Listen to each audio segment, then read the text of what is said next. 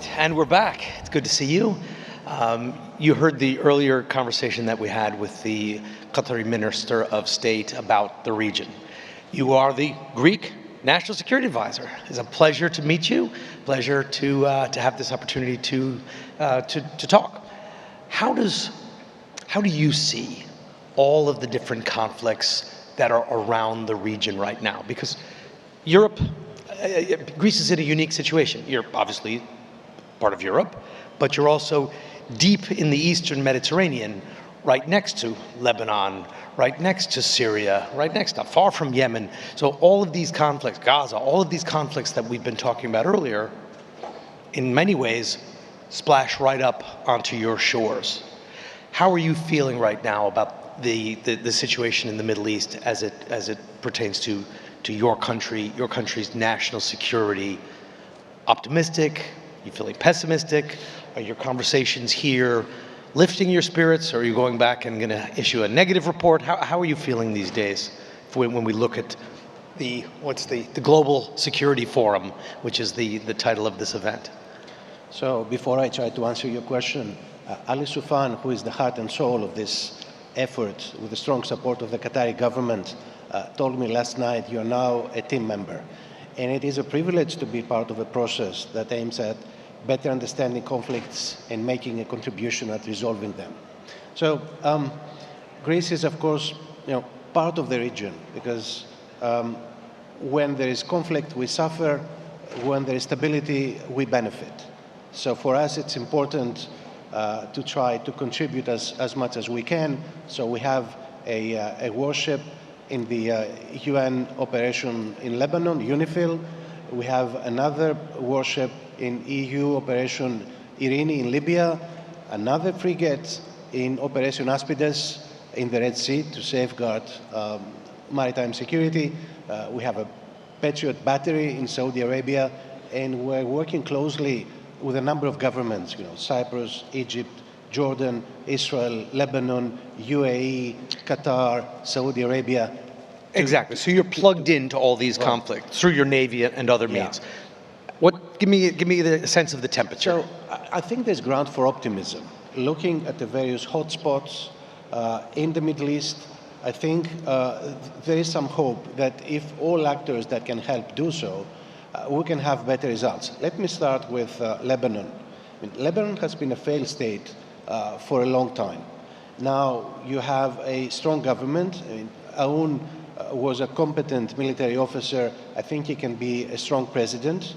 Hezbollah has been weakened, so this is an opportunity for Lebanon, for the Lebanese government, for the Lebanese armed forces to take full control of the country, provided we all support them. So, Europe and the Gulf countries should provide economic support. We should try to strengthen their armed forces as much as we can. And of course, one of the most important neighbors, Israel, should do less, not more. Now, moving to Syria, despite... Well, before we move to Syria, you're the second person then who said Israel needs to do less in Lebanon to bring more stability there. But Israel consistently says what it is doing is trying to make sure that Hezbollah doesn't come back. And you also said that you support a future in Lebanon that doesn't have Hezbollah. So how do you have both? How do you have a future for Lebanon free of Hezbollah, and then Israel is doing less? So, it's very difficult to tell to the Israelis not strike Hezbollah targets, but they have to be more selective, and give some breathing space to the Lebanese armed forces to take care of the job themselves. Syria. So we heard some optimism earlier. Do you share that? I share that. Because it looks like al-Sara, despite his past and his weaknesses, he seems to be the only chance we have. So we need to support the process because, Europe has been absent in the past, and we suffered the consequences with refugee flows, with jihadist terrorism, and so on and so forth. So you're talking about the massive refugee crisis about 10 years ago, exactly, which transformed all of Europe when several million people were on the move, primarily from Syria. And there have been, since then, smaller but steady flows. So we need to make sure that Syria remains stable. So we need to provide economic assistance. Of course, sanctions have to be eased gradually. There will be conditions, for example, protection and rights of the Christian and other minorities. But I think we need to give the Al-Sara government a chance, because if they fail, then we are back to square one, another civil war in Syria. I've been on your Navy, actually Coast Guard ships on those refugee missions where they were looking for people who were either in boats or in some cases just floating in the water. And I saw what an impact that had in these large refugee camps on the island of Lesbos and other places. Is it still happening to the same degree? Not necessarily from Syria. Is it still a major domestic threat, security threat, humanitarian crisis that you are facing with ships and boats and rafts and people just in life jackets coming into Greece? So the flows are today much smaller, and we are better organized in dealing with the problem. But it's still an issue, not just for Greece, but for the whole of Europe. So, unfortunately, we cannot take in all the people that would like to move to Europe for a number of reasons. So we need to do a number of things. But mostly, we need to do our homework, we Europeans, on burden sharing, but also providing development assistance to the countries of origin. And this is a very difficult task. But we're making some small progress. When you talk about burden sharings, that's a very sensitive issue for Greece, because a lot of the refugees start their journey in Greece, but they don't stop there. And then they leave wherever it might be. They stop either in Sicily or Greece or somewhere in the southern or eastern Mediterranean, and then they move on. Are other countries, Northern European countries, trying now to send those people back to Greece, trying to as you say, burden sharing, to push that burden back onto Greek shores? So we have two categories of countries. Some of them say, we don't want any refugees or migrants. This is none of our problem. And then we have those that offered hospitality, and they took a lot of people in, for example, Germany. But now... And Hungary being the other example you were talking about. Hungary being the... Well, Hungary is in the other category. Yes, that's what I mean. Germany, they took a lot of people in. Now they seem to be having some integration problems, but also with the rise of the far right in Germany, they would like to start sending some people back, saying that now conditions have improved in countries like Greece, or even in Turkey and elsewhere. So that may cause a mini crisis in the months to come. You talked about the Red Sea. You're involved in patrolling in the Red Sea. There seems to be no peace process with the Houthis. We heard earlier, maybe if there's progress on Iran, maybe there could be progress in Yemen. Do you share that view? And how much of this, how significant is the problem, the blockages in the Red Sea, and this low-level war that seems to be escalating right on your doorstep? Well, the main victim in that situation has been Egypt, actually, because revenues from the Suez Canal have declined by 50%, and Egypt has been faced with economic and social problems over the past few years. So this is, a significant problem. But then it's also a problem for maritime security, for security of supply for European countries, and we tend to be a little bitter because the only European countries that have sent ships in Operation Auspices in the Red Sea has been Greece, Italy, and France. And we'd like to see a bit more solidarity from our European partners.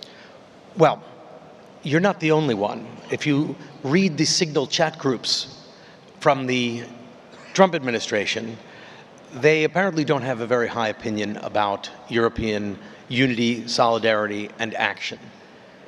And there's a clear message that has been put out by President Trump that Europe needs to do more for its own security.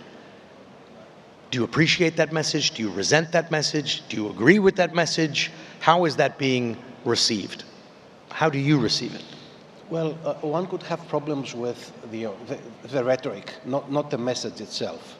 But I think at the core, this is something we have been hearing from successive US administrations. Perhaps they're using a different language, but the message is the same. We need to do more. And I think they're right. Europe needs to do more, and we need to increase our so-called strategic autonomy. We need to consolidate our defense industry. We need to coordinate our defense programs. And we also need to do more, not only about defense, but also security. So we need to work more on resilience. And there's now, the European Commission has published a preparedness strategy. So we need to become more resilient. But having said that, we also need a strong NATO with the US as a key member here. Because that's sort of not the contradiction. If there is a European army, do you think there will be a European army one day? Do you envision a day when Greek soldiers are fighting in the same army with French soldiers or German soldiers under some European joint command? Probably not in my lifetime. I'm not that optimistic, so one has to be careful about defining the level of ambition. But short of a European army, there's so much more we can do. Like what? As I said, we have a fragmented defense industry. Just to give a practical example, there was a crisis in Sudan a couple of years ago. We needed to evacuate our nationals, and we did it separately, each country trying to take care of its own citizens. So we should at least have a capability of managing such small and medium-sized crises at the European level. And we also need a permanent maritime presence in areas of high interest for Europe. So if there's not a European army immediately or within your lifetime, and you're not an old man, then at least coordinating on the defense industry, doing military operations together. Do you have that interoperative capability? Could you do operations right now with other European countries and carry them off successfully? Do you think you have that capacity? We do, because of NATO, and that's the irony of it. So, the EU and NATO have to be very complementary. And there has been a few announcements, and I think there will be action following those announcements by the European Commission over the past few weeks about spending more and spending more efficiently, because it's not only about more money, it's about spending them, using them in a smart way. But going back to one of the most profound political changes that hasn't been addressed very much, at least today, is the change administration in the US. It has a ripple effect around the world. How are you feeling it in Greece? Because he has talked about Europe, there have been some incidents where the issue has been forced, but it's been made clear by President Trump and his administration that Europe needs to do more. Is it happening? Do you feel like you're being cut off?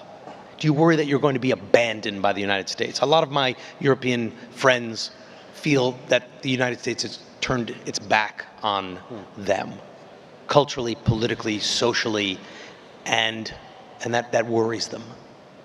So we feel a little confused because someone very powerful and influential decided to throw the playbook out of the window. So we're trying to understand what the new rules of the game are. But I'm cautiously optimistic because I think one of the main advantages the U.S. enjoyed over the past few decades is the network of allies and partners. So I think at some point that will be reappreciated by the new administration. Secondly, they came up with some ideas. As everybody else in life, they will be faced with this very tough surface called reality. So I think there will be adaptations, hopefully before too long. So there will be a new understanding, a new partnership between the two sides of the Atlantic, North America, US, and the Europeans. So do you feel, though, that Europe was thrown out the window along with the playbook, is what I'm asking? Well, probably yes, but no. I hope this is not a permanent situation. And that's what makes you cautiously optimistic. You think they will be confronted with reality and come back. Yes, I think Washington is gradually realizing that there's a strong partnership which is beneficial for both sides. So we'll get back to it, I think. And what is giving you that cautious optimism? Is this just hope, faith, expectation? Why? Look, let's take the example of Ukraine. So, initial statements by President Trump, I will solve the problem in 24 hours. Now, he's beginning to realize that President Putin is very experienced, is very shrewd as a politician, so it's not going to be easy. And then, you don't solve complicated conflicts like Ukraine or the Middle East in a day or two, and you cannot do it by yourself. So now he's gradually, reintroducing the Europeans into the discussion as part of the guarantee system, whatever that will be at the end, and so on and so forth. So that's what gives me a bit of optimism, that we're going back to some kind of, well, not normalcy, but back to business. And how do you see the situation developing in Ukraine? President Putin has announced a brief ceasefire, and the reason I'm asking you is, and we were talking about the navies, if you do come from Crimea, you will pass through the Marmara Sea and eventually get right to the Greek coastline. So it's all connected. So do you see progress with that announcement from President Putin? That President Zelensky said he wants a ceasefire, he wants more of a ceasefire. Are we seeing an opening here, or is this more showmanship? Because in the past, the ceasefires have been meaningless with thousands of accusations of violations. So there's suffering and dying in Ukraine, and it's a priority to stop that as quickly as we can.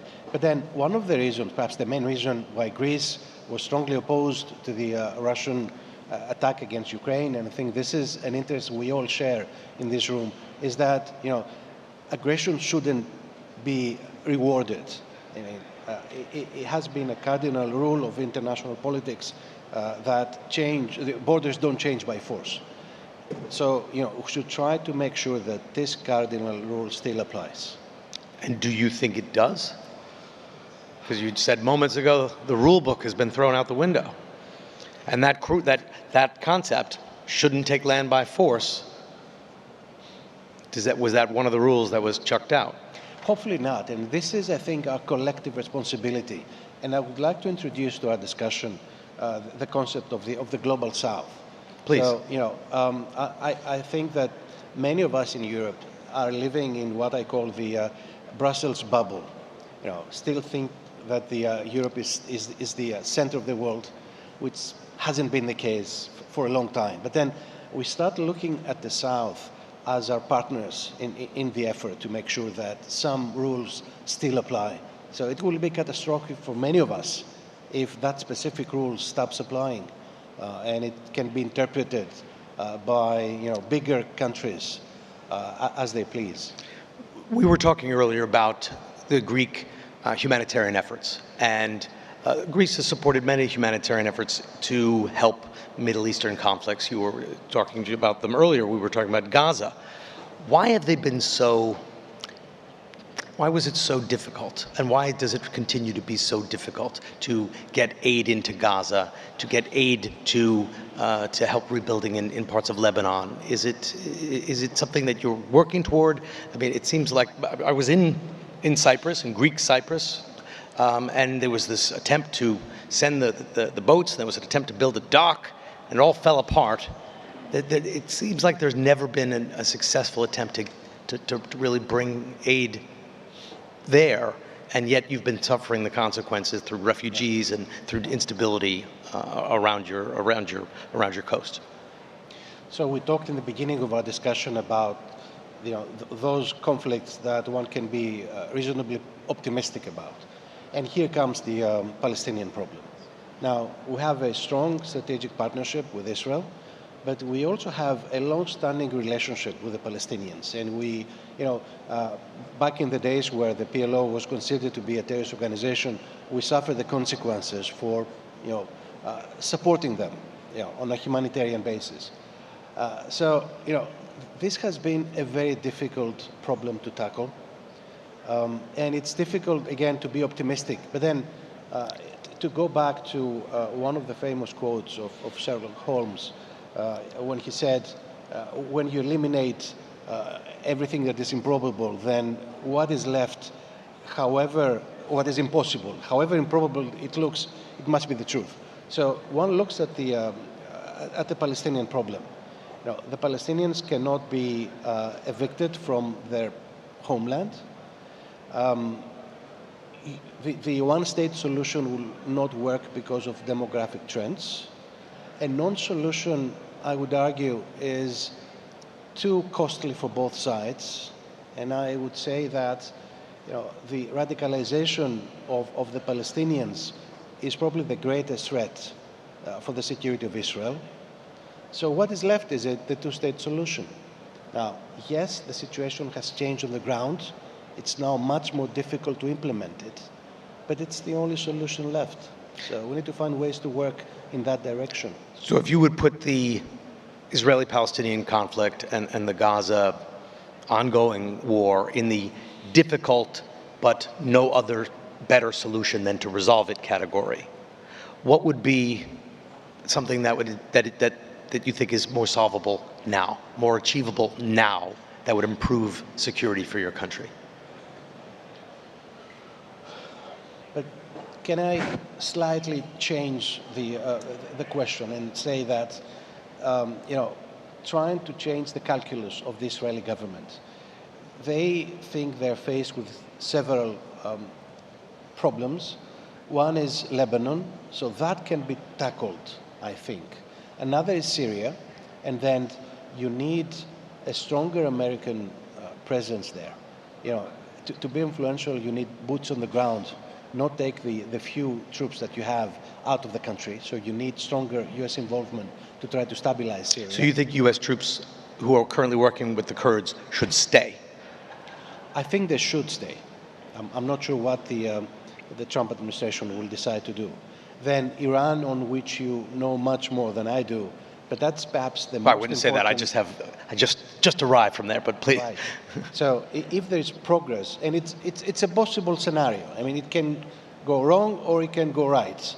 But if the Iranian problem is tackled from an Israeli perspective with an agreement on the nuclear program, then maybe Israel will feel a bit more secure and can accept a number of humanitarian moves on Gaza for immediate relief, and then the beginning of some sort of process in the direction of a two-state solution.